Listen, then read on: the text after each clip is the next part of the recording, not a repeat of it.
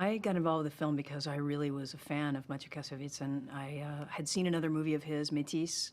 At the time, I had a company, Egg Pictures, and I found him. I was so enamored with him. I thought he was so talented. I said, "Find out what this guy's doing, and let's see if we can get him in to do something." And we started talking about something. And he said, "Well, I just have to tell you, I just finished a movie, and it's gonna be shown at Cannes, and you might want to see that movie before you consider me."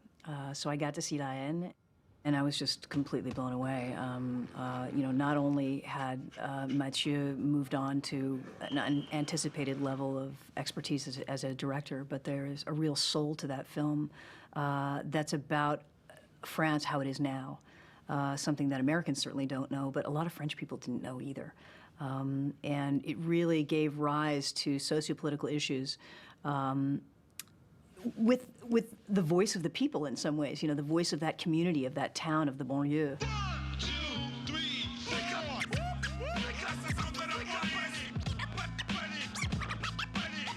I probably had a little inkling of what was going on in France because I have family there and I've been going to France for many years. I had nephews and nieces, of course, who were young and, listened to that music. And there was something that had been creeping in just as sort of about American culture and its effects on European culture and how European culture was changing. But I had never really seen it in its entirety, and I had never seen it done so coherently, with such an interesting voice. Here was a film that was really trying to talk about violence. The setup is that these boys who have nothing to do all day because they don't have jobs and they sit around pretty much and talk all day have found a gun.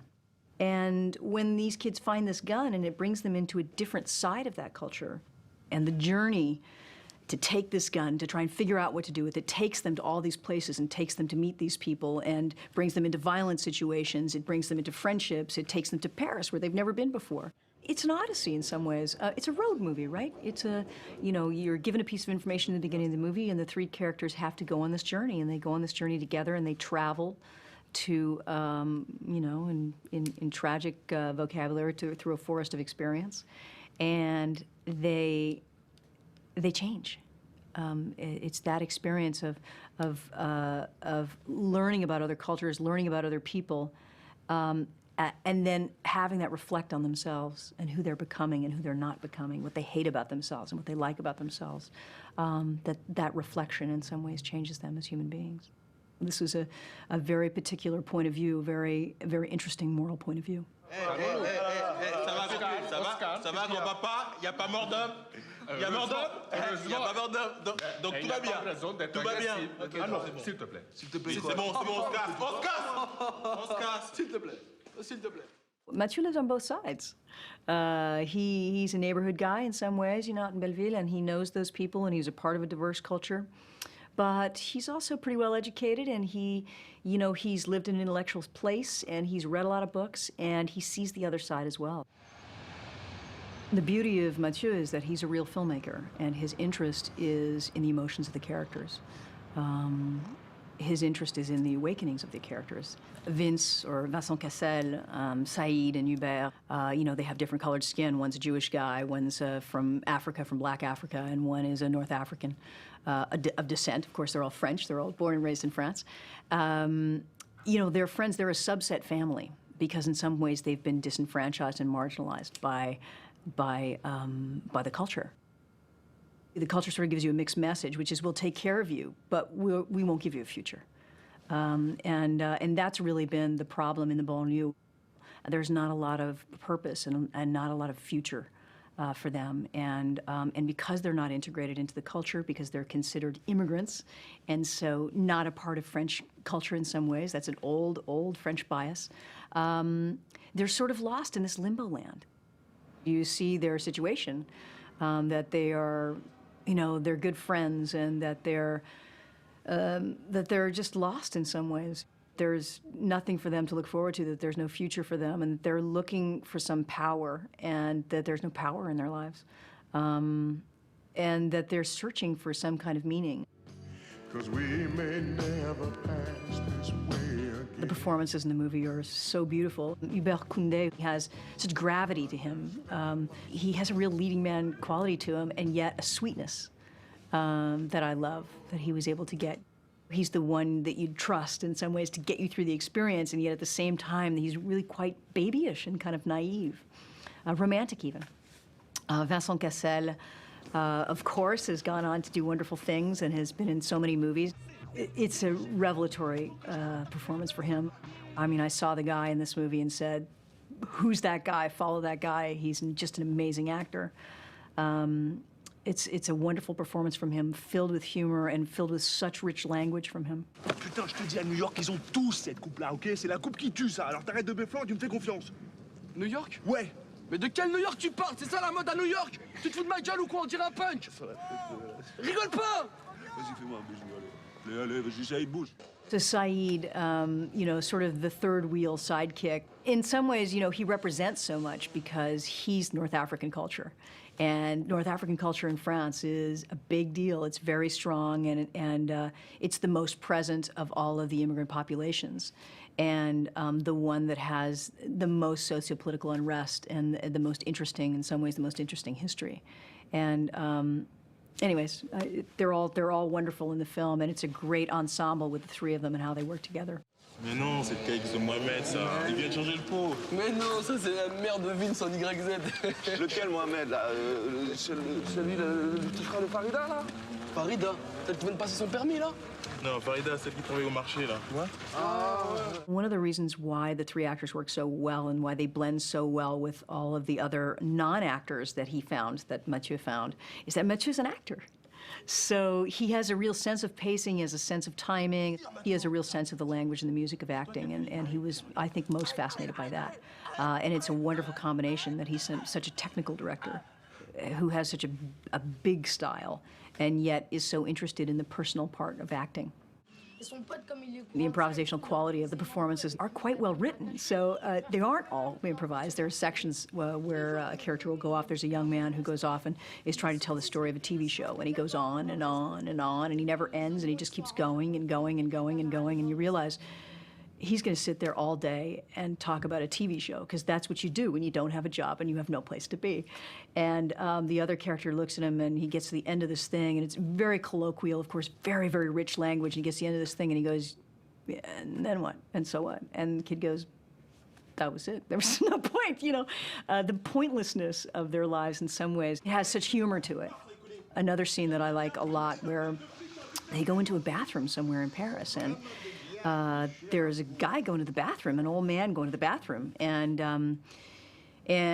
he starts telling them the story of his life, and he goes on and on and on, and the story is dark. It's about how his family was killed and how, in some ways, you know, what happened during the Holocaust, and these kids, for the first time, get this sense that life is dramatic and that life is tragic, and there are horrors that preceded them, and a sense of their ancestry in some ways, and the movie just kind of stops for that moment and just allows the characters to experience what, you know, this performance from these other characters. Et alors après qu'est-ce qui s'est passé? Rien. Grunwaldski est mort de froid. Au revoir. Au revoir. Au revoir. Pourquoi il nous a raconté ça?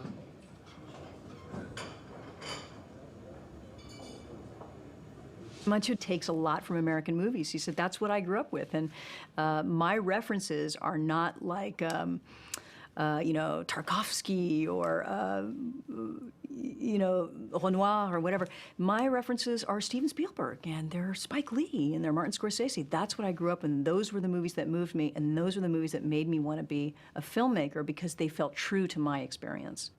There are lots of references in the movie to Taxi Driver, for example. You know, one of the first shots you see of Vincent Cassel is him doing the famous Robert De Niro. Are you talking to me? Doing it to the mirror and, you know, putting a mean face on and trying to look like Robert De Niro in French, which is hilarious. Oh, c'est à moi que tu parles. Mec, c'est moi qui parle, son cul. C'est à moi qui parle, putain. C'est à moi que tu parles comme ça, mec. He does, you know, those wonderful Spike Lee tracking shots where you move in on the character very, very fast until you finally get to a close-up, and the character's face is right in the middle of the frame, right where the crosshairs are, with the wide-angle lenses. He uses all of them He has references, but it is a cohesive piece. It's not a movie that's an imitation of other films.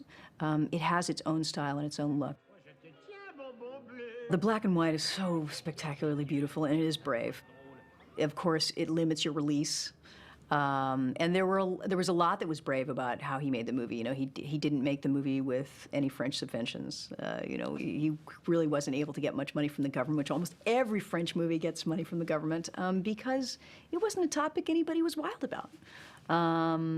So there was a lot that was unpopular about the film going in. And clearly the black and white would not have put him in a big popularity contest, but he felt that it was important for the film, and you look at the movie and it has a classic quality to it. You don't say, oh, you know, here's a movie that's about now, and in 2 years it won't be true. Here's a movie that's really a classic film in the vein of Raging Bull. Here's a movie that, even though these are people that you may consider insignificant, that you may consider marginalized, these lives are significant, and there's something quite tragic about the story, but not entirely gritty, because that world is not entirely gritty. It's not a movie that's all about poverty. It's a movie that's about, in some ways, people that don't know their meaning and don't have their purpose in life. And so there's a beauty to it as well. Et moi, je suis encore qui je suis, d'où je viens. Ouais, va niquer ta mère, toi. Mathieu does a combination of two really interesting shots in the movie. He does these shots that are very composed. We'll have three characters, for example, sitting on a ledge with these very graphic buildings behind them, and you know, they're all sharp in the frame, and they're composed in very. It reminds me of you know, maybe Kertész or you know, other French photographers, very staid and static, because these are people who aren't going anywhere. They're going to be sitting in that same place tomorrow and the next day and the next day. And it's juxtaposed with these great shots of movement that are not motivated by anything. You know, it's not because a train went by that we have these very fast, dolly shots on the character. It's because their lives are about to change. I think specifically of the moment that Vince takes out the gun. You have a series of very, very, very kinetic angles that have this strength and power to it. The rest of the shots in some ways have been quite static. And suddenly, because of the presence of this gun, which is lit spectacularly beautifully, the power of that implement, the power of the steel, is going to bring movement into their lives, and is going to change them, and is going to bring power to them. It's an eye-opening experience for them, because they've been kind of protected and sheltered. And when these kids find this gun and it brings them into a different side of that culture, the clashes with the police, with the detectives, with you know, drug dealers, etc. All of that stuff is so fascinating, and has mushroomed and turned into something so interesting in the 12 years since La Haine came out. There is so much in the movie that was so prescient, you know, sociopolitically, and I'm so proud of him for that. That he knew his culture well enough that he knew what was coming. The riots in the beginning of the movie, the kids feeling disenfranchised and lashing out and expressing themselves in ways that they don't even understand. All of that came to pass in France in the last 2 years, and it has shaken Europe to its core, not just in France, but in Germany, in Italy, and it has spread.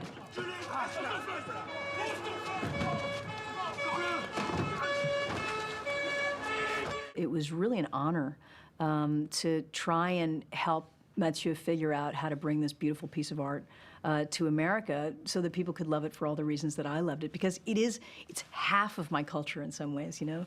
The French language and the amount of time that I spent in France is half of who I am. I always say, you know, we made quite a few movies at Egg Pictures, but I always say this movie is the one I'm the most proud of because I had nothing to do with it. So I can just be like the proudest parent in the world because I literally had nothing to do with how beautiful this film is.